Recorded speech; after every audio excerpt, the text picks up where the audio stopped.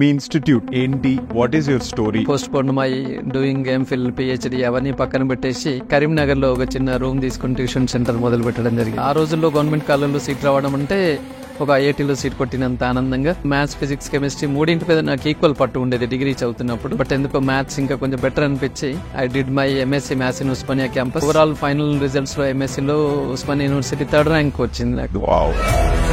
Right now it's a simple figure. My age is 54 years. Now exactly I have 54 institutes now.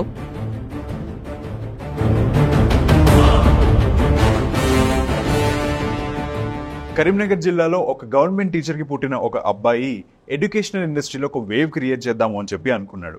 తన degree అయిపోయిన తర్వాత ఒక చిన్న institute లో స్టార్ట్ చేసి ఈ రోజు 54 ఇన్స్టిట్యూట్స్ తో ఆల్ఫోర్స్ అకాడమిక్ ఇన్స్టిట్యూషన్స్ అనేవి స్థాపించారనమాట. ఈ రోజు టర్నింగ్ పాయింట్ లో మనతో ఉన్న guest mister Narender from Alphores. So Narender గారు, థ్యాంక్ యూ సో మచ్ వేటి న్యూస్ కి వచ్చినందుకు and joining for the turning point podcast అండి. ఎలా ఉన్నారు? వెల్కమ్ ఆదిత్య గారు. First of all I'm very fine. Me institute ఏంటి, వాట్ ఈస్ యువర్ స్టోరీ? ఒక్కసారి తెలుగు ప్రజలకి మీరు ఇంట్రొడక్షన్ ఇవ్వాలి అంటే ఏమని ఇంట్రొడ్యూస్ చేస్తారు? This is Alphores education institutions established in 1991. ఆ రోజుల్లో ఎంఎస్సీ పూర్తి చేసుకొని పిహెచ్డీ చేయాలి, రీసెర్చ్ చేయాలి. దెన్ ఆఫ్టర్ ఎలాగూ టీచింగ్లోకి రావాలనుకున్నాను. కరీంనగర్లో టైంపాస్గా ఉన్న రోజుల్లో అక్కడ పిల్లలు దొరకబెట్టారు. 1-2 క్లాసులతోటే పిల్లలు ద బెస్ట్ మ్యాథ్స్ లెక్చరర్ ఇతను అని చెప్పేసి నన్ను అక్కడే ఆపి మాకు ట్యూషన్ చెప్పండి అన్నారు. ఒక 9 మంది పిల్లలతో ఆ రోజుల్లో ఒక చిన్న రూమ్ తీసుకొని ఇలాగ ఓ మ్యాట్ వేసి ఓ హ్యాంగింగ్ బోర్డ్ వేసి మొదలుపెట్టాను. పిల్లలు చాలా ఇంప్రెసివ్ అవుతూ very first batch of short term కోచింగ్లో ఎంసీఏ ఆ రోజుల్లో ద బెస్ట్ ఉండే MCA coaching. MCA state first rank వచ్చింది. అంటే వితౌట్ ఎనీ ఎక్స్పీరియన్స్ నేను చెప్పిన ఫస్ట్ బ్యాచ్లోనే స్టేట్ బీఈడీ ఫస్ట్ ర్యాంక్, తర్వాత సెంట్రల్ యూనివర్సిటీ ఎంసీఏ ర్యాంక్ ఇలా రావడంతో అక్కడ ఉన్న వాళ్ళందరూ కూడా అనుకున్నారు ఈయన లోపల ఏదో బాగా టాలెంట్ ఉంది, కళ ఉందని చెప్పారు. సార్ మాకు ఇంకా క్లాసులు చెప్పండి అంటే I post phone my doing MPhil PhD అవన్నీ పక్కన పెట్టేసి కరీంనగర్లో ఒక చిన్న రూమ్ తీసుకుని ట్యూషన్ సెంటర్ మొదలు పెట్టడం జరిగింది. Wow, okay. మీ నేటివ్ ప్లేస్ ఏంటండి? మా native place actually Kodimial. It is of Kodimial mandal. Now ఇప్పుడైతే Jagtial district, new district, but it is 12 Karimnagar district, Kodimial village, Kodimial mandal. Okay. So అలాంటి చిన్న గ్రామంలో లేకపోతే చిన్న ఊర్లో పుట్టిన ఒక అతను ఎంఎస్సీ మ్యాథమెటిక్స్ దాకా ఎలా ట్రావెల్ చేశారు? మీ చైల్డ్హుడ్ ఒకసారి చెప్తారా అసలు ఏంటి అన్నది? Basic up to 10th class అంతా కూడా కొడిమ్యాల్లోని గవర్నమెంట్ స్కూల్లో చదివాము.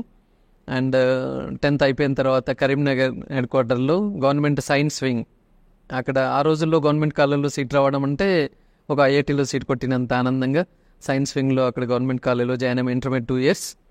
దెన్ డిగ్రీ కరీంనగర్లోనే government degree college, SRR degree కాలేజ్లో చేశాము. ఆఫ్ కోర్స్ ఇంటర్మీడియట్ తర్వాత ఎంసెట్ రాశాను, కానీ ఎందుకో అంత మంచి ర్యాంక్ రాలేకపోయింది. అది మంచిదే అనుకున్నాను, ఎందుకంటే బేసికల్లీ టీచింగే ప్యాషన్ కాబట్టి బీఎస్సీ చేశాం. ఆ రోజుల్లో మ్యాథ్స్, ఫిజిక్స్, కెమిస్ట్రీ మూడింటి మీద నాకు ఈక్వల్ పట్టు ఉండేది డిగ్రీ చదువుతున్నప్పుడు.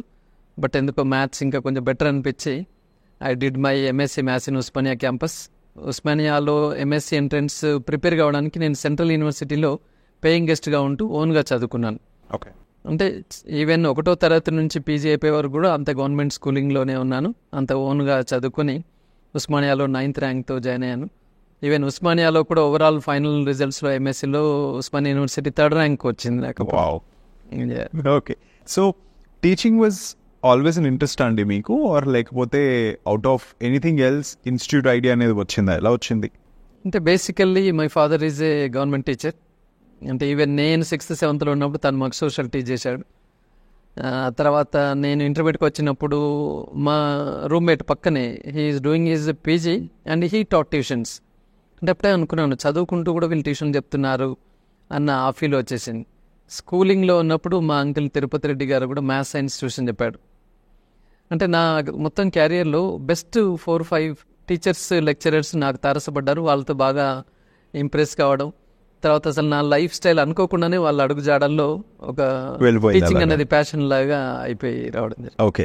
వెరీ ఫస్ట్ టైం అసలు మీరు టీచింగ్ ఆర్ లేకపోతే దాన్ని డిస్ప్లే చేసిన మూమెంట్ ఏదైనా ఉందా మీరు గుర్తు తెచ్చుకుంటే?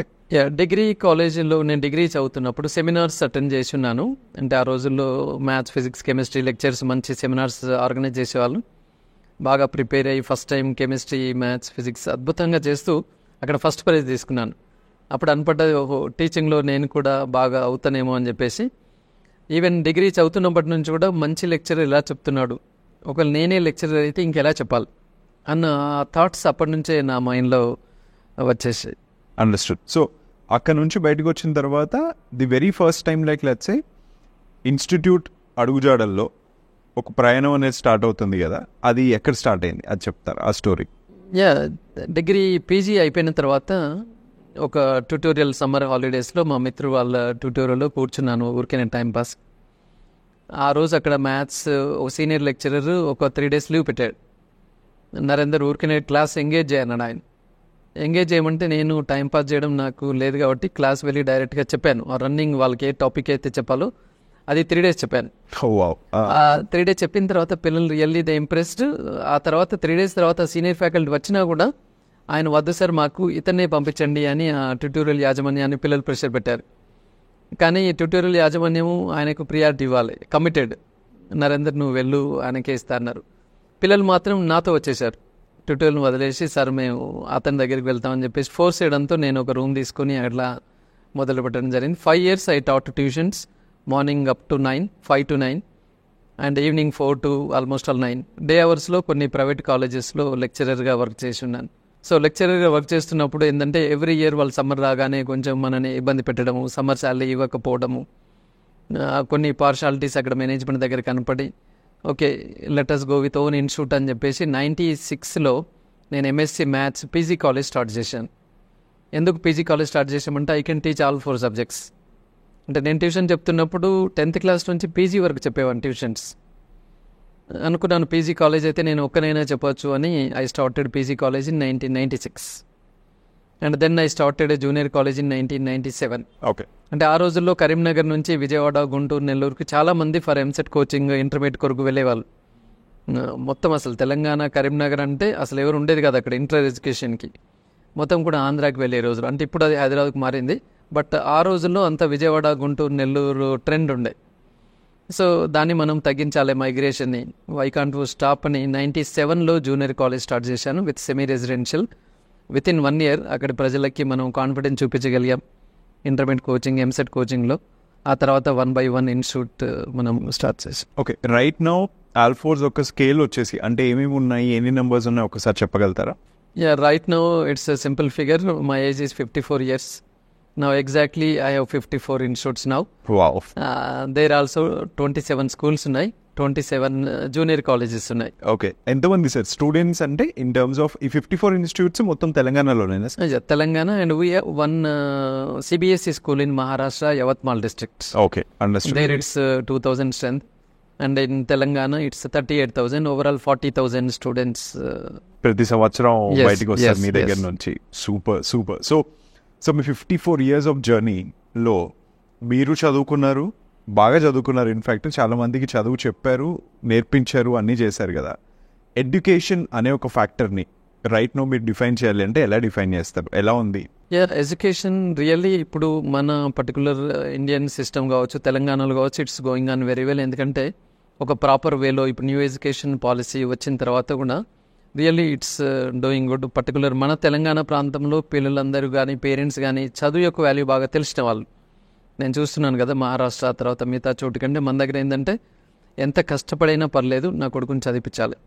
పిల్లలు కూడా నేను ఎంత కష్టపడ్డా పర్లేదు, నేను ఒక మంచి ఒక IAS ఆఫీసర్ని కానీ ఒక IIT సాధించడం కానీ ఇలాంటి కోరికలతో పిల్లలు ముందు నుంచి కూడా బాగా ఎఫర్ట్స్ పెడుతున్నారు. స్కూల్ అన్న, టీచర్స్ అన్న ఒక గౌరవంతో తెలంగాణ బాగా నడుస్తున్నది. Okay, understood. సో ఎడ్యుకేషన్ అనేది ఇంటెంట్ వాల్యూ కాకుండా బిజినెస్ అయిపోయింది బాగా. అందుకే చాలా ఇన్స్టిట్యూట్లు వస్తున్నాయి, చాలా మంది దీంట్లోకి వస్తున్నారు అనేది బయట ఒకటి ఉంది కదా. దాని గురించి మీరు ఏమంటారు సార్? ఆదిత్య గారు, అది 100% రైట్ అని నేను అనుకోను. ఎస్, ఎక్కడ కానీ ఒక 20% కమర్షియలైజ్ థింకింగ్ ఉంటుంది. ఓకే, ఇవాళ మనం చూస్తుంటే we should be proud of Telangana it. ఎందుకంటే భారతదేశం మొత్తంలో ఒకప్పుడు Kerala teachers, north Indian faculty అన్న ట్రెండ్ ఉండే. ఇప్పుడు మీరు ఎక్కడ కానీ తెలుగు రాష్ట్రాల నుంచి వచ్చిన ఫ్యాకల్టీ అంటే ఈవెన్ నార్త్లో కూడా దట్ క్రేజీ. అంటే మరి అంత క్రేజీ తెలుగు రాష్ట్రాల ఫ్యాకల్టీకి, తెలుగు రాష్ట్రాల ఎడ్యుకేషన్ సిస్టమ్ మీద ఉంది అంటే ఇది కమర్షియల్ అని మనం అనలే. ఒకవేళ కమర్షియల్ అయ్యి ఉంటే కనుక తెలుగు వాళ్ళకి ఇంత ట్రెండ్ రాదు. మహారాష్ట్రలో మనం స్కూల్ స్టార్ట్ చేశాం. అక్కడ పేరెంట్స్ ఒకటే చెప్తారు, సార్ మొత్తం ఫ్యాకల్టీని తెలుగు వాళ్ళతో నింపండి సార్ ప్లీజ్. అంటే వాళ్ళకి ఎంత నమ్మకం ఉంది. మహారాష్ట్రలో ఏ స్వర్ణలీల ఇంటర్నేషనల్ స్కూల్, ఏ రెడ్డి సాబ్కా, తెలంగాణ అంటే కళ్ళు మూసుకొని జాయిన్ అవుతున్నారు. మరి నిజంగానే మనం ఆ వేలో ఉన్నదనుకుంటే మన తెలుగు రాష్ట్రాల యాజమాన్యాల పైన కానీ టీచర్ల పైన కానీ ఇలా ఉండదు కదా. కాబట్టి no doubt at all commercial activity కొన్ని ఉన్నా మన వాళ్ళపైన ఇంకా బాగా డిమాండ్ మొత్తం ఇండియాలో ఉంది అంటే వాల్యూస్తో నడుపుతున్నారు. Many institutes are running with values. ఎంతోమంది క్వాలిటీ ఎడ్యుకేషన్ ఇస్తున్నారు. గవర్నమెంట్ సెక్టార్లో గవర్నమెంట్ ఇంతమందికి ఇన్స్టిట్యూట్స్ ఏర్పాటు చేయలేదు. లక్షల మందికి చదువు చెప్పే అంత స్కూల్స్, కాలేజెస్ గవర్నమెంట్ ఎట్టి పరిస్థితుల్లో కూడా ఎస్టాబ్లిష్ చేయలేదు. Government institutes are running good, మనం దాన్ని తప్పు పట్టలేం. కానీ ఇంతమందికి ఎడ్యుకేషన్ ఇచ్చే అంత సిస్టమ్ అక్కడ లేదు కాబట్టి ప్రైవేట్ కూడా రావాల్సిందే. ప్రైవేట్లో విలువలతో కూడిన ఇన్స్టిట్యూట్ చాలానే రన్ అవుతున్నాయని చెప్పి నేను భావిస్తున్నాను. ఓకే, ఎడ్యుకేషన్ అంటే తెలుగు రాష్ట్రాలు అని చెప్పి ఒక మంచి ఇమేజ్ ఉంది కదా సార్ దానికి. అది ఎందుకు వచ్చింది అసలు యాక్చువల్లీ మీ దృష్టిలో? ఎందుకు అంటే ఒకటి మనము ఒక మూమెంట్లో ఆలోచిస్తే తెలుగు వాళ్ళు బాగా వెస్టర్నైజ్ అయిపోయినారు అనేది ఒక అపవాదు. ఆ వెస్టర్నైజే ఇవాళ ఉపయోగపడ్డది ఏంటంటే మన వాళ్ళు మంచి లాంగ్వేజ్ స్కిల్స్తో ఉంటున్నారు. ఇప్పుడు కంపేర్ టు తమిళనాడు, మహారాష్ట్ర, కేరళ. తమిళనాడులో చూస్తే ఇంగ్లీష్ ఇస్ పోర్. మహారాష్ట్రలో కూడా వాళ్ళకి మరాఠీ, ఇప్పటికీ ఆల్ సర్క్యులర్స్ అన్ని నోటీస్ అన్ని మరాఠీ లాంగ్వేజ్లో వస్తుంటాయి కాబట్టి ఇంగ్లీష్ తక్కువ. మన వాళ్ళు ఏమైందంటే ఇంగ్లీష్లో కొంచెం ప్రొఫిషియన్సీ ఉన్నారు, సబ్జెక్టు కూడా బాగుంది కాబట్టి ఆ డిమాండ్ బయట రాష్ట్రాల్లో మనకు బాగా వచ్చింది. Okay, understood. సో ఆ ట్రెండ్ ఏదైతే ఉందో చదువుకోవాలి అంటే ఈ ప్లేస్ నుంచి ఈ ప్లేస్కి వెళ్ళాలి, తెలుగు రాష్ట్రాల నుంచి తెలుగు రాష్ట్రాలకి అవ్వచ్చు ఫర్ ఎగ్జాంపుల్, లేకపోతే తెలుగు రాష్ట్రాల నుంచి బయట రాష్ట్రాలకు అవ్వచ్చు. అది ఇప్పుడు చేంజ్ అయిందా? మీరు ఏదైనా ట్రెండ్ చూసారా? చేంజ్ అయింది. నేను అసలు వండర్ అయ్యేవాడిని. ఒకప్పుడు బయటి రాష్ట్రాల వాళ్ళు చాలామంది దేశం అంతా తిరిగేవాళ్ళు. దానికంటే ముందు ఏపీ వాళ్ళు కూడా తెలంగాణకు చాలామంది వచ్చేవాళ్ళు. అప్పుడు అనుకునేవాడిని తెలంగాణ వాళ్ళు ఎందుకు తెలంగాణలోనే ఉండాలని చూస్తున్నారు, why they are not moving out అనుకున్నాను. బట్ ఇప్పుడు మన తెలంగాణ వాళ్ళు దేశమంతా పోతున్నారండి. అంటే అది okay, they may have the passion or they may have passion of earning money, లేదా డిమాండ్ని ఉపయోగించుకుందాని కావచ్చు, ప్రొఫెషనల్ సాటిస్ఫాక్షన్ కావచ్చు. కానీ ఇవాళ ముఖ్యంగా తెలంగాణ వాళ్ళు కొంచెం లేట్గా అయినా పర్లేదు కానీ భారతదేశంలో అన్ని రాష్ట్రాల్లో మన వాళ్ళు టీచింగ్ ప్రొఫెషన్లో సక్సెస్ఫుల్ లీడర్స్గా ఉన్నారు. అది మనం చాలా ప్రౌడ్గా ఫీల్ కావాల్సిన మూమెంట్ అది. సో ఈ హోల్ ఎడ్యుకేషనల్ ఫ్రెటర్నిటీలో సార్ ఓవరాల్గా బయటికి వెళ్ళి చదువు చెప్పేవాళ్ళు లేకపోతే చదువు చెప్పే వాళ్ళల్లో తెలుగు శాతం వాళ్ళు ఎంతమంది, లేకపోతే నార్దర్న్ వాళ్ళు ఎంతమంది, ఆ బైఫర్కేషన్ ఏమైనా ఉంటుందా? సో ఇప్పుడు మన తెలంగాణలో నార్థర్న్ వాళ్ళు వచ్చిన వాళ్ళ సంఖ్య హార్డ్లీ 5% టీచింగ్ ఫ్యాకల్టీ. బట్ ఇప్పుడు మహారాష్ట్రలో తర్వాత తమిళనాడులో చూసుకుంటే almost 25% of the Telugu faculty are there in both the states. Okay, Maharashtra and even Tamil Nadu, even Kerala, కర్ణాటకలో కూడా 10% వరకు ఓన్లీ తెలుగు వాళ్ళే ఉన్నారు. ఈవెన్ బాంబే, ఢిల్లీలో కూడా నియర్ టు 10% మన ఫ్యాకల్టీ ఉన్నారు. ఓకే, అండ్ ఆ ప్యాటర్న్ ఏదైతే ఉందో లైక్ లెట్స్ సే అది ఎక్సలెన్స్ అని చెప్పొచ్చా, లేకపోతే achievement? Really it's great achievement and they are doing good also. Still more demand is there. That is the reason now in Telangana salaries are increasing like anything. అసలు ఇక్కడ ఉన్న ఇంకా medium range institutions రాబోయే రోజుల్లో ఇంకా నడిపించే పరిస్థితి లేదు. Because salaries are increasing, because our people are getting more salaries in other states. Okay, to bring that people again we need to pay much salaries. Okay, understood. So sir ఎవరైనా సరే ఒకవేళ చదువు కంప్లీట్ చేసుకొని teaching చేద్దాము లేకపోతే teaching faculty లాగా అవుదాము అని అనుకుంటే ఇప్పుడు ఉన్నది గుడ్ టైమా బ్యాడ్ టైమా, వాట్ ఈస్ ఇట్? నిజం చెప్పాలంటే ఇప్పుడు సాఫ్ట్వేర్ కొంచెం మరి లో రేంజ్లో ఉంది కాబట్టి this is the right time. But people are not showing interest towards the teaching. ఎందుకంటే ఇది ఒక టఫెస్ట్ జాబ్. డిసిప్లిన్గా ఉండాలి, డీసెన్సీగా ఉండాలి, బాగా ప్రిపేర్ అయ్యి వెళ్ళాలి. అనునిత్యం ఈ should be like a teacher. Without preparation even though is a senior most, if you go to the class you will fail. అవును. కాబట్టి టీచింగ్ను ప్యాషన్గా పెట్టుకొని వచ్చే వాళ్ళు hardly 1% now days. But if it all really if they come, this is the right time. Because software, doctor ఇవన్నీ కూడా మన తెలంగాణలో కొంచెం ఎక్సెస్ అయిపోతున్నాయి. Many medical colleges came, many doctors are coming out. కాబట్టి ఇది రైట్ టైం. టీచింగ్లో మోర్ నీడ్ ఉంది, more demand ఉంది. కాబట్టి I appeal all the under graduates and graduates, the youth of Telangana and India particularly, please you think of teaching community, teaching profession. ఇక్కడ more demand ఉంది. You can earn lakhs of rupees with in 5 to 6 years. కాబట్టి I encourage them. Okay, ఒక టైంలో actually teacher అవుదామన్నా, teaching faculty అవుదామన్నా జనాలు ఏంటంటే నేను teacher అవుతుందని ప్రౌడ్గా చెప్పుకునేవాళ్ళు. ఇప్పుడు ఆ రేషియో యాక్చువల్లీ తగ్గుతూ వచ్చింది అనేది ఒకటి బయట ఉంది. ల్యాక్ ఆఫ్ ఆపర్చునిటీస్ అని, లేకపోతే ల్యాక్ ఆఫ్ శాలరీస్ అని చెప్పి, అదంతా అయితే అపోహేనా? అది ఓల్డెన్ డేస్లో ఉండే ల్యాక్ ఆఫ్ శాలరీస్. ఇప్పుడు now I'm paying in an average of 1,50,000 to my college lecturers. Average salary is 1,50,000 rupees. Even in schools also, average salary has become now 40,000 rupees. కాబట్టి more scope ఉందండి. ఒక doctor కంటే, ఒక software engineer కంటే ఇవాళ teacher ఎక్కువ సంపాదిస్తున్నాడు. ఇది కాకపోతే చాలామందికి తెలియట్లేదు బయట. మోర్ డిమాండ్ కూడా ఉంది. అందుకే నేను కొన్ని సందర్భాల్లో అనుకుంటాను, we should appeal the government that BTech plus MSc integrated కోర్సులు ఎక్కువ ఫ్యూచర్లో వచ్చినట్లయితే దాన్ని ఆపర్చునిటీ. ఎందుకంటే very few are coming in to BSc degree course. అంటే ఎంఎస్సి అసలు ఇంట్రెస్ట్ ఎవరు వస్తలేరు. కాబట్టి బీటెక్లోనే integrated course MSc maths, physics, chemistry ఉన్నట్లయితే I software is not so good. After BTech they may come in to the teaching profession. Okay, ఫ్యాకల్టీకి teaching చేసే వాళ్ళకి హైయర్ శాలరీస్ ఇస్తున్నారు అంటే వాళ్ళని జస్ట్ రీటైన్ చేయడానికే కానీ స్కిల్ గురించి అని కాదు. అతను వెళ్ళిపోతే పక్కదానికి వెళ్ళిపోతాడు, నాకు తగ్గిపోతుంది అని చెప్పి కూడా బయట ఇన్ ది ఎడ్యుకేషనల్ ఫ్రాటర్నిటీ ఇది ఉంది. దాని గురించి ఏమంటారు మీరు? అంటే అది కొంచెం ఆ ట్రెండ్ ఇప్పుడు లేదండి. ఒక పర్టికులర్ లెక్చరర్ని చూసి కాలేజ్లో జాయిన్ అయ్యే పరిస్థితి అట్లా ఏం లేదు. ఎందుకంటే very good infrastructure everybody is providing and the management is maintaining very good relation with the parents. కాబట్టి ఇవాళ ఈ స్కూల్లో, ఈ కాలేజ్లో మ్యాథ్స్ లెక్చర్ వెళ్ళిపోయాడు కాబట్టి అని పేరెంట్స్ థింక్ చేసే పరిస్థితి లేదు. అండ్ దట్టు కొంచెం కమిట్మెంట్ ఉన్న మేనేజ్మెంట్స్ ఏమవుతున్నాయంటే very immediately they are able to get the same standard lecturer within hours. కాబట్టి ఆ ప్రాబ్లం పేరెంట్స్ కానీ పిల్లలు కానీ ఇంజస్టిస్ అన్నది లేదు. As demand is more, they may not continue for next year, our children may get injustice అన్న feel లేదు. ఎందుకంటే here our managements are giving very good salaries on par with other states. కాబట్టి people are coming and okay, understood. So sir, schools దగ్గర నుంచి colleges వరకు, IAS centres వరకు everything you have now కదా మీ దగ్గర ఉన్నది. ఇంట్లో వన్ బేసిక్ క్వశ్చన్, స్కూల్ దగ్గరికి వెళ్ళిపోతే స్కూళ్ళల్లో ఐఐటి నేర్పిస్తాము అని అనే మాట ఏదైతే ఉందో అది నిజంగా జరుగుతుందా, కరెక్టేనా, దాని ఎగ్జాక్ట్ మీనింగ్ ఏంటి? Yes, right question Aditya. ఇది జనరల్లీ కొన్ని ఇన్స్టిట్యూషన్స్లో పర్ఫెక్ట్గా జరుగుతుంది, అది అవసరం కూడా. ఎందుకంటే ఇవల్ల మనం భారతదేశంలో ఉన్న ఐఐటి సీట్స్లో మరి ఒక 30% ఓన్లీ ఫ్రమ్ తెలుగు స్టేట్సే వస్తున్నాయి. అంటే ఇక్కడ మనం ఏదైతే ఫౌండేషన్ స్కూల్లో ఇస్తున్నామో అది పిల్లలకు డెఫినెట్గా ఉపయోగపడుతున్నది. కానీ ఐఐటి ఫౌండేషన్ పేరు మీద బేసిక్స్ చెప్పకుండా డైరెక్ట్గా కొన్ని 11th 12th టాపిక్స్ తీసుకొని చెప్పడము అనేది ఐఐటి ఫౌండేషన్లో పిల్లలకు ఉపయోగకరంగా లేదు. But most of the schools in Telangana they are doing justice. దాని మూలంగానే మనకు ఎన్ని ఐఐటి సీట్లు మన దగ్గర నుంచి వస్తున్నాయి. If you take even Alphores, now last year 2023 we got 30 IIT seats and 85 medical seats. అందులో చూసుకుంటే half of the students came from the IIT foundation schools. అంటే ఐఐటి ఫౌండేషన్లో పిల్లలు మ్యాథ్స్, ఫిజిక్స్, కెమిస్ట్రీలో డెప్త్గా నేర్చుకుంటున్నారు కాన్సెప్ట్స్, బేసిక్స్ అన్నీ. అది వాళ్ళకి ఈజీ అవుతున్నది. ఇవాళ హైదరాబాద్లో కావచ్చు, ఏ కాలేజీలో చూసుకున్నా ఐఐటి ఫౌండేషన్ స్కూల్ నుంచి వచ్చిన పిల్లలు they are performing very well. అంటే ఏంటి, yes, schools are giving good IIT foundation అని మనకు అర్థమవుతుంది. అఫ్ కోర్స్ మిస్యూటిలైజ్ చేసే వాళ్ళు ఉండి ఉంటారు, we won't speak about that. Mostly అది బెనిఫిట్ అవుతుంది. Okay, even we are giving IAS foundation at school level, that is also getting benefited. అంటే వాళ్ళకు ఆ 8th 9th 10thలోనే test of reasoning, English, arithmetic, general studies, essay writing ఎలా ఉండాలి, తర్వాత quiz, తర్వాత ఇంటర్వ్యూస్ ఎలా ఫేస్ చేయాలి, అవన్నీ స్కూల్లో కావడంతో డెఫినెట్గా వాళ్ళకి అది ఉంది. డెఫినెట్గా రాబోయే రోజుల్లో నేను సివిల్ సర్వీసెస్ని ఏం చేయాలి, ఐఏఎస్ ఐపీఎస్ ఆఫీసర్ కావాలి అన్న దాంతో వెళ్తున్నారు. కాబట్టి స్కూలింగ్లో ఐఏఎస్ ఫౌండేషన్ కానీ ఐఐటి ఫౌండేషన్ కానీ దాన్ని తప్పుపట్టడానికి వీల్లేదు.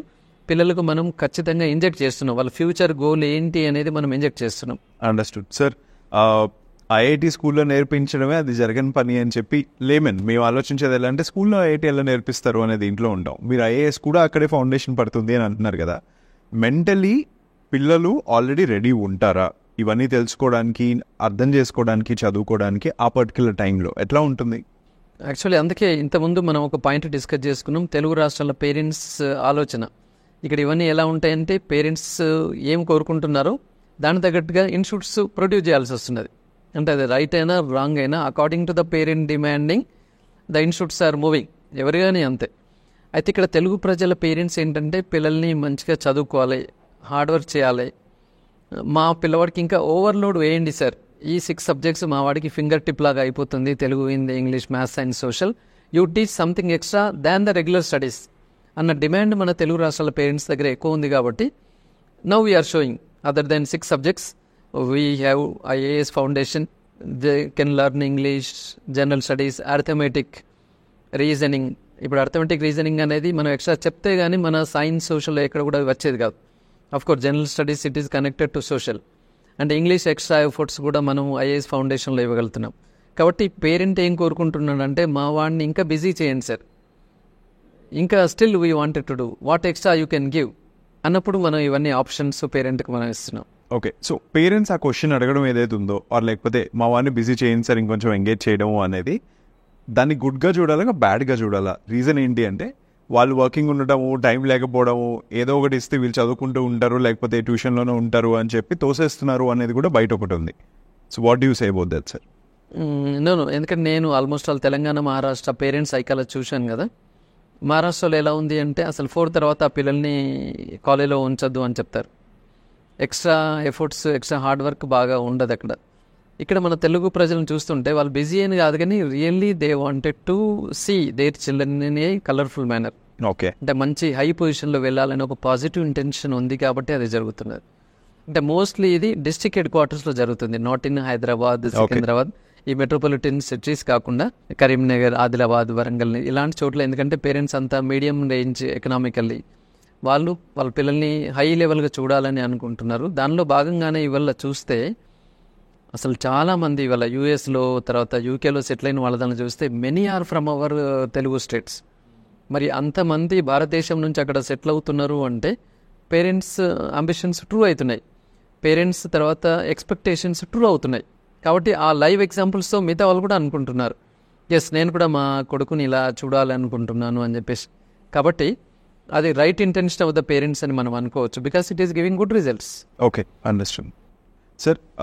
మెట్రోలో ఉన్న పేరెంట్స్ వాళ్ళ పిల్లలకి చదువు చెప్పించే విధానము ఆర్ నాన్ మెట్రోస్లో ఉన్న చోట పేరెంట్స్ వాళ్ళ పిల్లలకి చదువు చెప్పించే విధానం ఏదైతే ఉందో ఈ రెండిట్లో ఏమైనా ఇంట్రెస్టింగ్ ప్యాటర్న్స్ ఉన్నాయా సార్ మీరు? ఎస్ అండి, ఎస్. ఎందుకంటే now I have 5 colleges in Hyderabad and colleges like in rural districts Karimnagar అక్కడ కూడా ఉన్నాయి కదా. అంటే ఇక్కడ ఏమవుతుంది అంటే పేరెంట్స్ పిల్లల్ని కొంచెం గట్టిగా అనలేని పరిస్థితి, అటాచ్మెంట్, లవ్ అండ్ అఫెక్షన్ ఎక్కువ ఉందనుకోవచ్చు. అంటే ఇంకొక ఆప్షన్ ఉంది ఇక్కడ.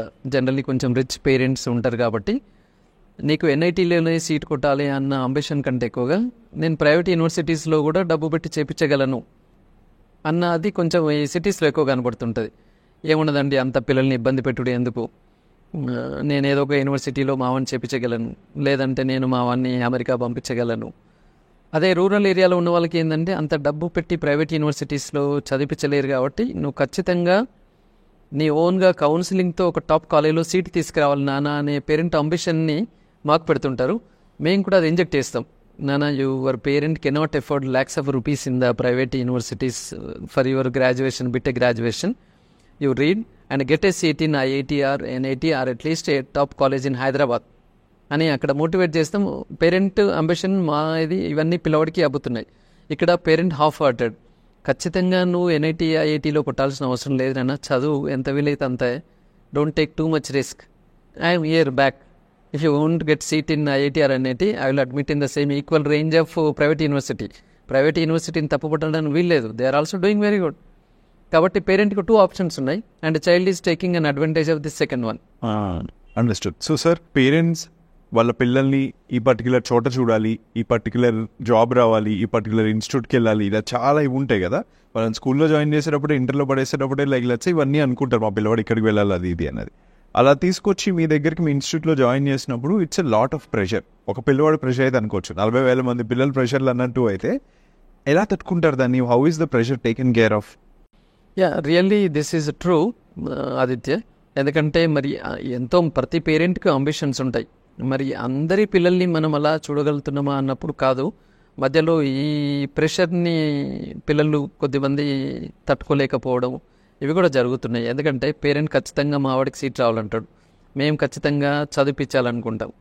అయితే అందరి ఐక్యూ లెవెల్స్, అందరి ఇంటెలిజెన్సీ లెవెల్స్ ఆ రేంజ్లో ఉండనప్పుడు పిల్లలు కొంచెం ఈ సిస్టంలో సప్రెస్ అవ్వడం అనేది కొంచెం జరుగుతుంది. అయితే మేము ముఖ్యంగా ఇన్స్టిట్యూషన్స్లో పిల్లలకి ఆ ఫ్రీడమ్ ఇస్తున్నాం. ట్రెండ్ చేంజ్ అయింది కాబట్టి you try your level best, whether you get a seat or not you least bother అని మేము పిల్లల్ని కొంచెం కౌన్సిలింగ్ చేస్తూ, ముఖ్యంగా అల్ఫోర్స్లో అయితే అన్ని స్కూల్స్ కాలేజెస్లో ఓవరాల్ డెవలప్మెంట్ ఉండాలి, కొంచెం రిక్రియేషన్, స్పోర్ట్స్, గేమ్స్, లైబ్రరీ ఇలా వాటికి మనం ప్రియారిటీ ఇస్తున్నాం. Even in Hyderabad also we're encouraging the children for games +1 +2 level. Even అన్ని స్కూల్స్లో కూడా ఆల్ఫోర్స్లో మంచి beautiful play ground, n number of PETs. దీంతో ఏంటంటే పిల్లల్ని చదువుతో పాటుగా మనం మిగతా వాటిలో కూడా ఇంట్రెస్ట్ చూపిస్తున్నాం కాబట్టి they are not feeling pressurized. అవి ఏవి లేకుండా ఓన్లీ చదివే అన్నప్పుడు మాత్రం okay 30% successful children may feel yes, but 70% మాత్రం సిస్టమ్ని ఒక ప్రెషరైజ్డ్ సిస్టమ్ అనుకునే అవకాశం ఉంది.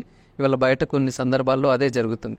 అందుకే మోస్ట్లీ హైదరాబాద్ ఇంటర్నేషనల్ స్కూల్స్లో అందుకే they are not going in to IITs, foundation and other things.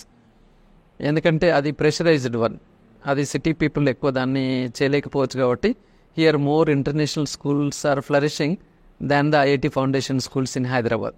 Okay, understood. అంటే మీరు అన్నది ఇప్పుడు దీంట్లో వచ్చి చూస్తే ఇంటర్నేషనల్ స్కూల్స్లోంచి వచ్చిన వాళ్ళు అంత ప్రెషర్ తీసుకోలేరు అని అంటున్నారు.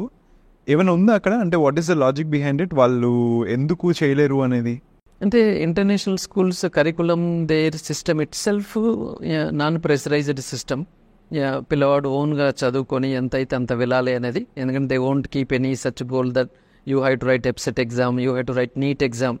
అందుకే చూడండి మీరు ఇంటర్నేషనల్ స్కూల్స్లో చదివిన పిల్లలు ఐఐటీస్లో కానీ ఎన్ఐటీస్లో నీట్లో సక్సెస్ఫుల్ అనేది very less than the other institutes.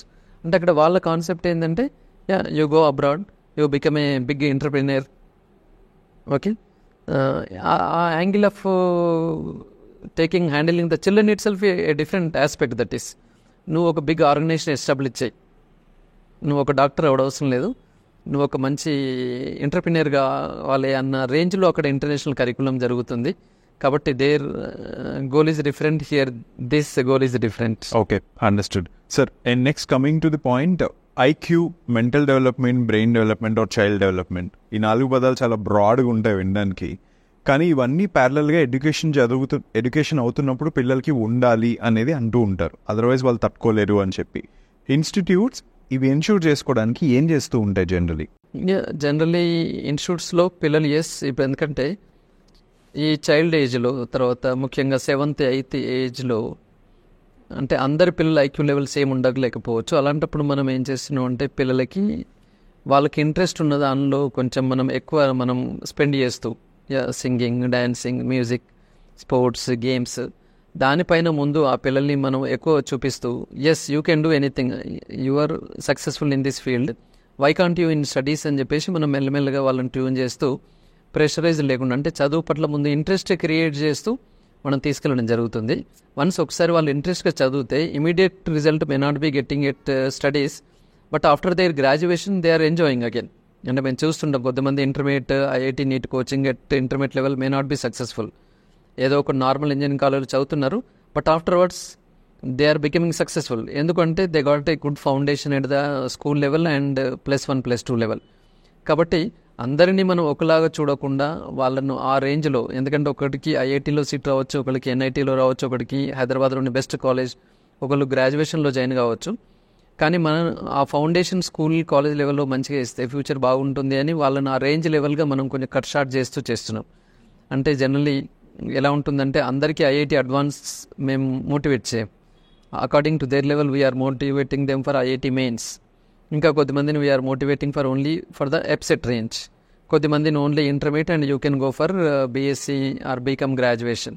అంటే మనలాంటి కాలేజెస్లో మనం పిల్లల ఐక్యూ లెవెల్ తగ్గట్టుగా వాళ్ళ బర్డెన్ తగ్గిస్తూ వేరియస్ కోర్సెస్కి మనం సెగ్రిగేట్ చేస్తున్నాం. అదే హైదరాబాద్ కార్పొరేట్ కాలేజ్లో ఎలా ఉంటుందంటే నీకు ఎంత జీపీఏ రాని ఏమైనా రాని everybody has to sit in IIT advance. అక్కడ బాగా ప్రెషరైజ్ అవుతుంది. Whereas the colleges like Alphores according to their standard we are changing their goal set, we are motivating the parents also. Okay, understood sir. Parents realistic expectations ఉండాలి వాళ్ళ పిల్లల మీద అంటే ఎలా తెలుసుకోవాలి? అంటే పేరెంట్స్కి మీ అబ్బాయి ఐక్యూ తెలుసా మీకు అని అడిగితే వాళ్ళు అదేంటో మాకు తెలియదు సార్ అన్నది ఇంట్లో ఉంటారు కదా. ఈ కోర్సులో అయితే బాగా చదవగలుగుతాడు, ఈ కోర్సులో అయితే తనకి టఫ్ అని అర్థం చేసుకోవాల్సిన మైండ్ సెట్ ఏదైతే ఉందో పేరెంట్స్కి ఎలా వస్తుంది, వాళ్ళకి ఎలా అర్థం చేయించాలి అది? అంటే ఎడ్యుకేటెడ్ పేరెంట్స్ అయితే ఈజీగా వాళ్ళు తెలుసుకుంటున్నారు, కొంచెం మంచిగా మింగిల్ అవుతున్నారు కాబట్టి నో ప్రాబ్లం. అన్ఎడ్యుకేటెడ్ రూరల్ ఏరియాస్లో ఏమవుతుంది అంటే పేరెంట్కి అంతా ఈ స్టడీస్ మీద ఐడియా లేనప్పుడు పిల్లల్ని అడుగుతున్నారు వాళ్ళు, నాన్న నువ్వు ఏం చేస్తావు, నాన్న నేను డాక్టర్ అయితే బైపీసీ తీసుకుంటా. పేరెంట్ బ్లైండ్గా అక్కడ యాక్సెప్ట్ చేస్తున్నాడు, అది కూడా నాన్ కంట్రవర్షియల్. ఎడ్యుకేషన్ ఉన్న దగ్గర రిచ్ పేరెంట్స్ దగ్గర కూడా కంట్రవర్సీ లేదు, ఈవెన్ మిగతా రూరల్ ఏరియాలో కూడా కంట్రవర్సీ లేదు. అంటే వెరీ ఫ్యూ కేసెస్లో మాత్రమే ఒక ఫెయిల్యూర్ పేరెంట్, నేను డాక్టర్ కావాలనుకున్న కాలే, కాబట్టి నువ్వు ఖచ్చితంగా డాక్టర్ కావాలి. అది ఒక 10%లో జరుగుతున్నది. నేను ఐఏఎస్ ఆఫీసర్ కావాలనుకున్నాను, నేను కాలే, ఒక ఫెయిల్యూర్ పేరెంట్ అక్కడ, నువ్వు ఐఏఎస్ కావాలి, అక్కడ కంట్రవర్సీ వస్తుంది. Remaining all according to the children interest nowadays they are moving. Okay. లేదా ఇన్స్టిట్యూట్ వాళ్ళని అడుగుతున్నారు, మా వాడికి ఏది ఫిట్ సార్, కొంచెం మీరు మాట్లాడి చెప్పండి. We're moulding it. అది ప్రాబ్లం పెద్దగా లేదు, ఓన్లీ 10% కేసులో ఉంది. రీసెంట్గా హన్మకొండలో ఒక అమ్మాయి సూసైడ్ చేసుకుంది. ఇంటర్మీడియట్ ఎగ్జామ్ జరుగుతుండగా తను ఒక సూసైడ్ లెటర్లో ఏముందంటే, డాడీ నువ్వు ఆర్ఎంపీ డాక్టర్వి, డాక్టర్ కాలేకపోయావు, వద్దనంగా నన్ను బైపీసీలో చేర్పించావు, నాకు ఎంపీసీ ఇంట్రెస్ట్, నాకేమిది చదువు అవ్వట్లేదు, నేను ఆత్మహత్య చేసుకుంటున్నాను, కనీసం తమ్ముడినైనా వాడికి ఈ ఫీల్డ్లో ఇంట్రెస్ట్ ఉంది పంపించు డాడీ అని ఒక ఆత్మహత్య లెటర్ చూసాం. అది ఎంత నిజానికి అంటే, అందుకే ఒక ఫెయిల్యూర్ పేరెంట్ అలా చేస్తున్నాడు, ఒక సక్సెస్ఫుల్ పేరెంట్ ఇలా వెళ్ళట్లేదు. ఓకే. ఈ ఏరియాలో చేంజ్ రావడము అనేది అట్లీస్ట్ మన దగ్గర అయితే చాలా కష్టము అనేది ఒక opinion sir, like let's say. But then change రావాలి అంటే ఏం చేయొచ్చు? పేరెంట్స్ ప్రెషర్ పెట్టకుండా వాళ్ళ పిల్లలు ఏది చేయాలనుకుంటే అది చదువుకోవడము చేయడము, దాని దగ్గర వాట్ క్యాన్ హ్యాపెన్? మనం ఒక 10 years బ్యాక్ ఇప్పటికీ చూసుకుంటే పేరెంట్ యాటిట్యూడ్లో చేంజెస్ వస్తున్నాయి. తప్పకుండా వాళ్ళు గమనిస్తున్నారు, మా వాడి కెపాసిటీ ఏంటి, ఏదేంటి, అట్లనే వెళ్తున్నారు. ఇంక నేను అనుకుంటాను ఇంకో 5-6 yearsలో పూర్తిగా ఈ ప్రెషరైజ్డ్ అనేది లేకుండా నార్మలైజేషన్కి వస్తుందని నేను భావిస్తున్నాను. ఎందుకంటే ఇప్పుడు present getting medical seat has become easy than 5 years back. అట్లాగే ఇప్పుడు many engineering seats are increasing in NITs and even IITs.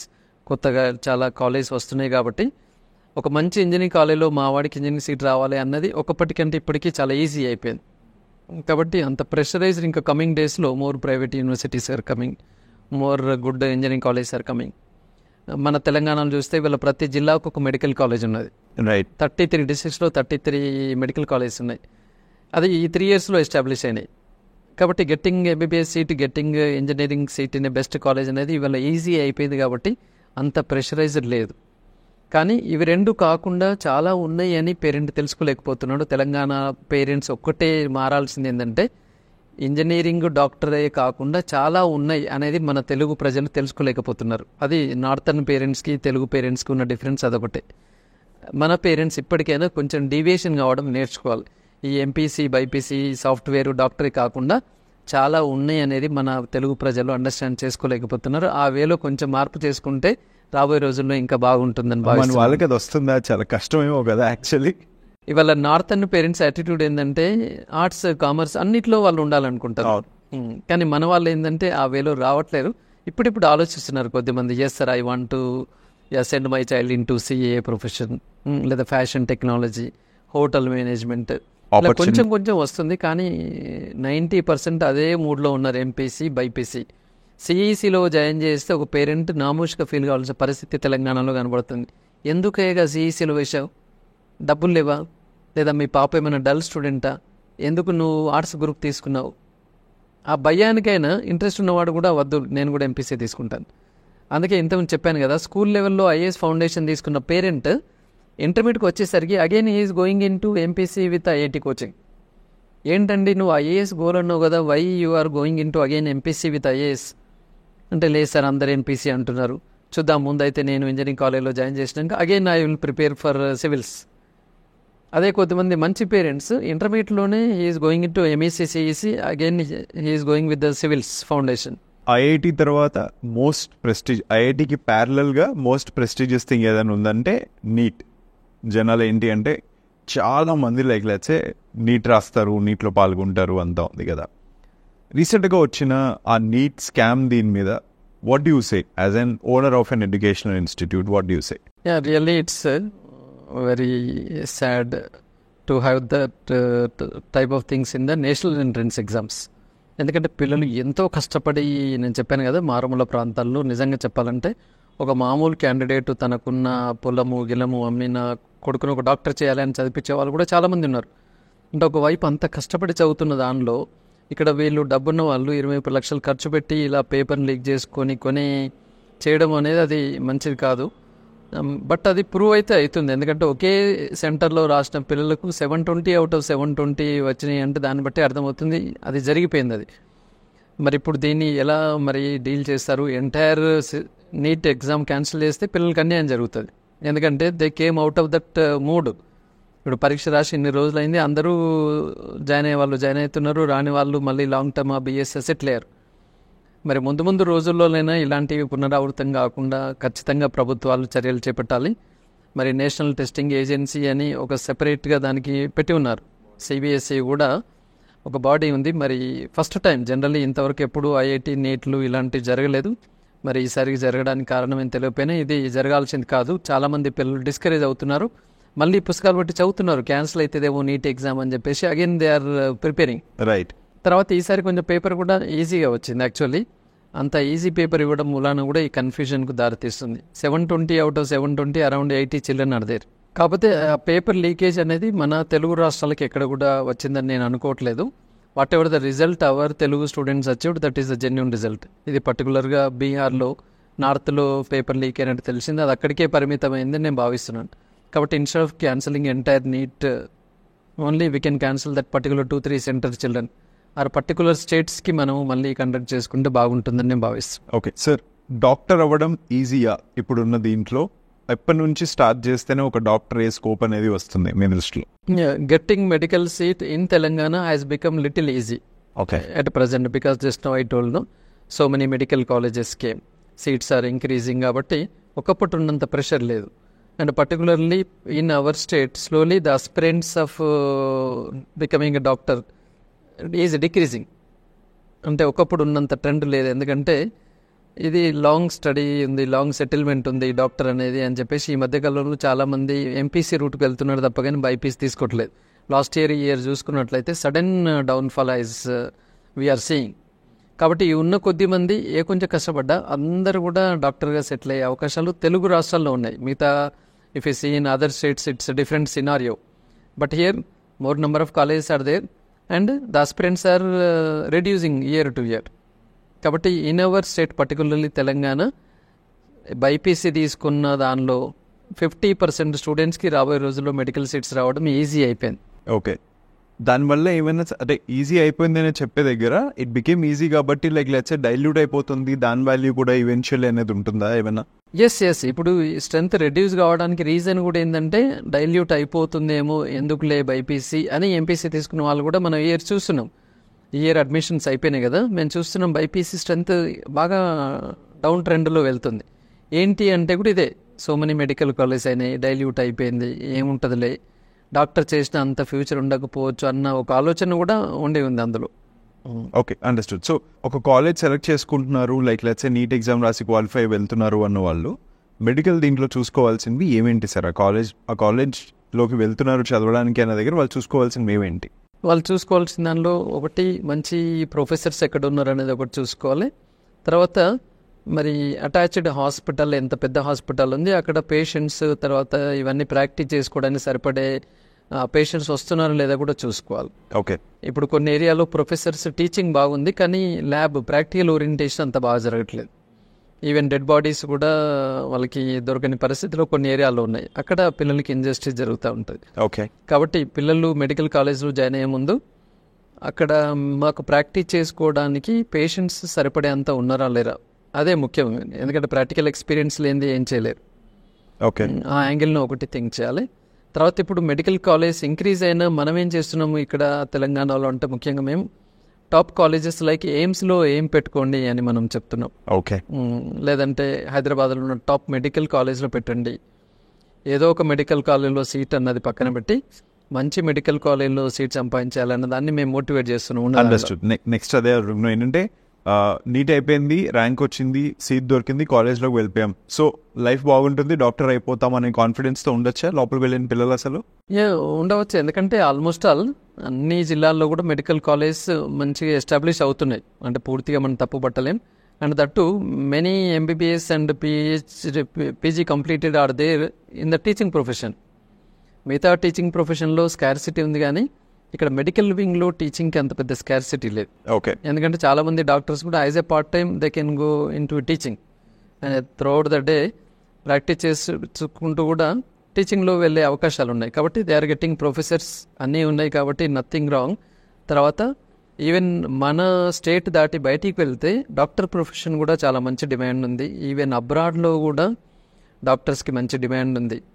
అంత డాక్టర్స్ లేరు, అక్కడ ఉన్న పాపులేషన్ తగ్గట్టుగా డాక్టర్స్ మిగతా స్టేట్స్లో లేరు, ఈవెన్ మిగతా కంట్రీస్లో కూడా లేరు. కాబట్టి మన వాళ్ళకి మంచి ఫ్యూచర్ అయితే ఉంది, అందులో డౌట్ లేదు. Okay, understood. So sir, IIT NEET ఈ 2 ఎగ్జామ్స్ లేకపోతే ఈ 2 పర్టికులర్ ఆబ్జెక్టివ్స్ ఉన్న వాళ్ళు ఎవరైతే ఉన్నారో వీళ్ళని వదిలేసి alternate courses, alternate opportunities, alternate careers అనేవి ఏవైతే ఉన్నాయో అవి ఏం ఉండొచ్చు, లేకపోతే ఏం కోర్సెస్ వైపు ఉండొచ్చు, ఏదైనా చెప్పగలుగుతారా యాజ్ అన్ ఎడ్యుకేషనల్ ఎక్స్పర్ట్? అంటే ఇప్పుడున్న పరిస్థితుల్లో ఇంకా మనం చూస్తే బీటెక్ అటాచ్డ్గా కొన్ని ఇంటిగ్రేటెడ్ కోర్స్ పెట్టడం ఒకటి, లేదు అనుకుంటే అందరు సాఫ్ట్వేరే కాకుండా ఎంబీఏ వైపు వెళ్ళి, ఎందుకంటే ఇవాళ ప్రతి దానిలో కూడా బిజినెస్ మేనేజ్మెంటే దాగి ఉన్నది కాబట్టి దాన్ని ఒకటి మనం చేసుకోవడము. తర్వాత సిఏ అంటే ఈ మధ్యకాలంలో చూస్తే ఆల్మోస్ట్ ఆల్ మన తెలంగాణలో లాస్ట్ 10 yearsలో చాలామంది చార్టెడ్ అకౌంట్స్ బయటకు వచ్చారు. అది కాకుండా ఇప్పుడు లా వైపు కూడా పేరెంట్స్ మొగ్గు చూపుతున్నారు, అది కూడా చూడొచ్చు. అంటే ఇవన్నీ కూడా ఎలా ఉన్నాయంటే కోర్సెస్ నువ్వు నార్మల్గా చదివితే లాభం లేదు, ఎక్స్ట్రాడినరీగా ఉంటే ఇవాళ ఏదైనా బెటరే, whether it's CA or law or BTech, whatever it may be. అయితే ఇప్పుడు ఈ సంవత్సరం చూస్తే కొద్దిమంది బీఎస్సీకి మొగ్గు చూపుతున్నారు మళ్ళీ అగైన్. ఎందుకు అంటే ఇంజనీరింగ్ కాలేజ్ చాలా అయినాయి, సాఫ్ట్వేర్ డౌన్ ట్రెండ్లో ఉంది కాబట్టి బీఎస్సీ, బీకామ్, బీఏ నార్మల్ కోర్సులో కూడా ఇప్పుడు మొగ్గు చూపుతున్నారు. ప్రజలు దీనివైపు వచ్చి they can do BEd, they can do after graduation any post graduation like MBA or anything. కాబట్టి బీఎడ్ కూడా చేసుకోవచ్చు, ఎందుకంటే ఇవల్ల చాలా టీచర్స్ రిక్రూట్మెంట్స్ పెండింగ్లో ఉన్నాయి, మనకి నీడ్ కూడా ఉంది గవర్నమెంట్ సెక్టర్లో. కాబట్టి అసలు బీఎడ్ చేసిన ప్రతి వాళ్ళు టీచర్ అయ్యే అవకాశాలు కూడా రాబోయే రోజుల్లో ఉన్నాయి. ఎంఎస్సి మంచిగా చదివిన ప్రతి వాళ్ళకి గవర్నమెంట్ సెక్టర్లోనే లెక్చరర్గా జాబ్స్ వచ్చే అవకాశాలు ఉన్నాయి. కాబట్టి బీఎస్సీ అండ్ బీకామ్ నార్మల్ కోర్సుల్లోకి ప్రజలు వచ్చినట్లయితే ఆపర్చునిటీస్ చాలా ఉన్నాయని కూడా ఉంది. కాబట్టి ఈ బీటెక్, ఎంబీబీఎస్ని పక్కన పెట్టి కొంచెం బీఎస్సీ, బీఏ, బీకామ్ వరకు నార్మల్ కోర్సెస్కి మళ్ళీ వస్తే బాగుంటుందని చెప్పేసి భావిస్తాను. ఓకే, కెరీర్ సెలెక్ట్ చేసుకునే రూట్స్ ఏవైతే ఉన్నాయో +1, +2 నుంచి స్ట్రాంగ్గా ఇవ్వవుతాయి. బికాస్ అక్కడే కదా యాక్చువల్లీ వాళ్ళు ఏం చేయాలనుకుంటున్నారని డిసైడ్ అయ్యి ఏదైనా ఒకటి ఉంది కదా. ఆ పర్టికులర్ జానర్లో ఉన్న స్టూడెంట్స్ అందరికీ ఒక డెసిషన్ టువర్డ్స్ నేను ఏం చేసుకోవాలి, ఏం తీసుకోవాలి అనేది ఏర్పడాలి అంటే వాళ్ళు ఏ ప్రాసెస్ ద్వారా వెళ్ళాల్సి ఉంటుంది సార్?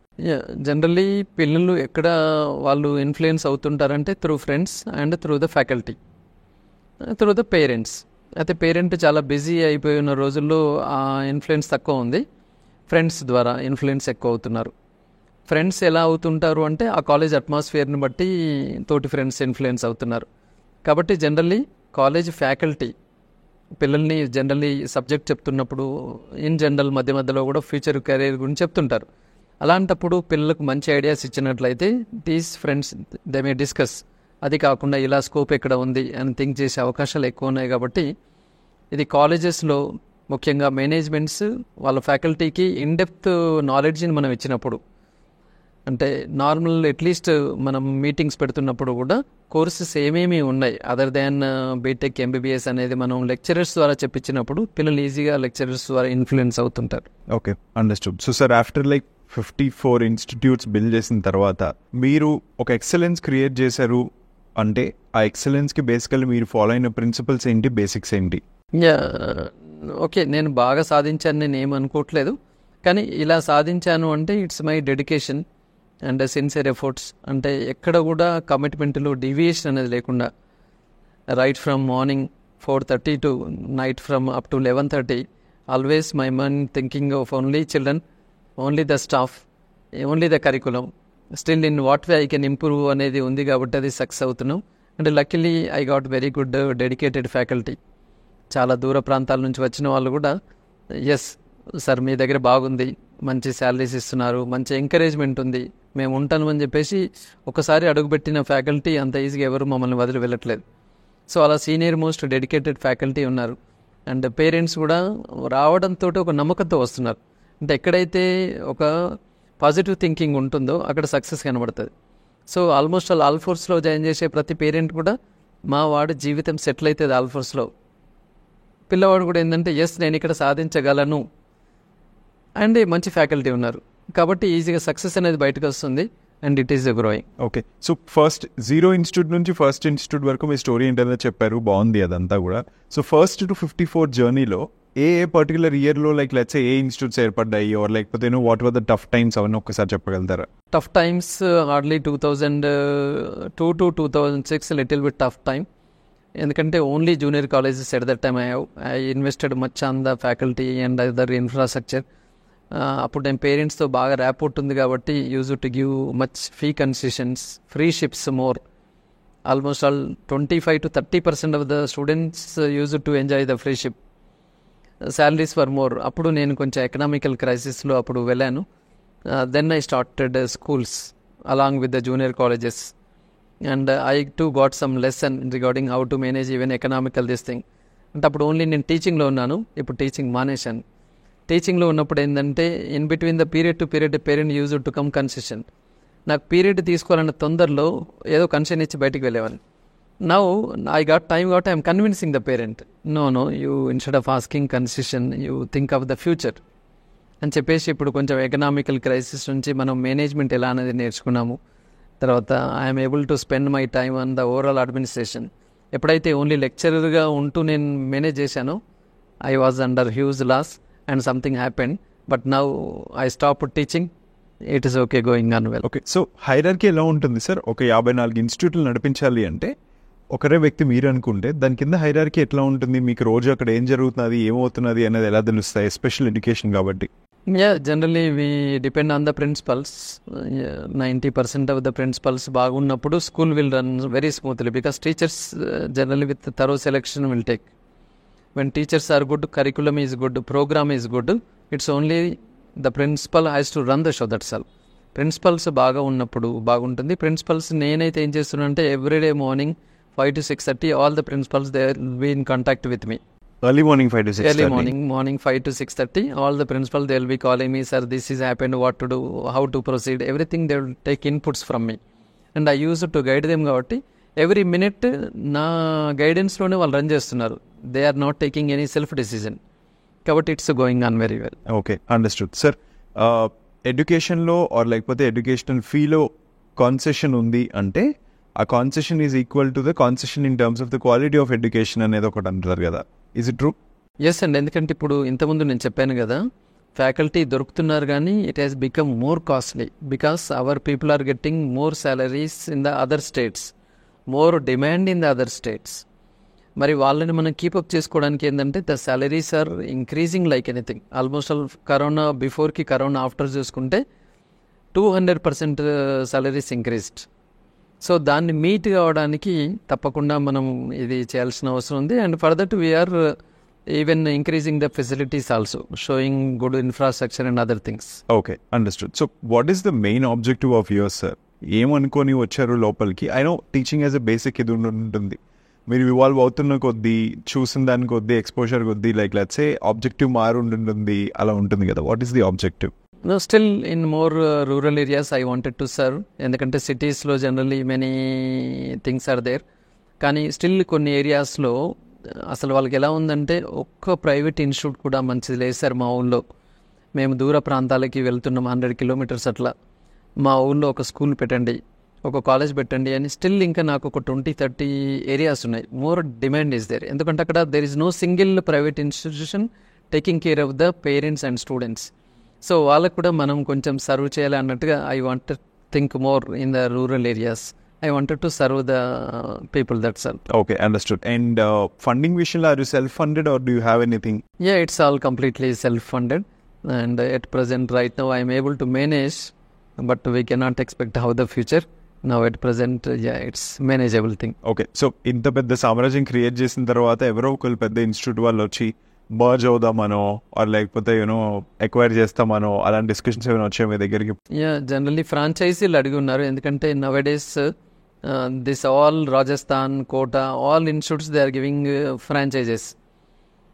మా దగ్గర కూడా ఏమవుతుందంటే ఈ కాలేజెస్ క్లోజ్ చేసుకుందామని అనుకునే వాళ్ళు they wanted to tie up with this corporate banners. Okay, నన్ను కూడా చాలామంది అడిగారు.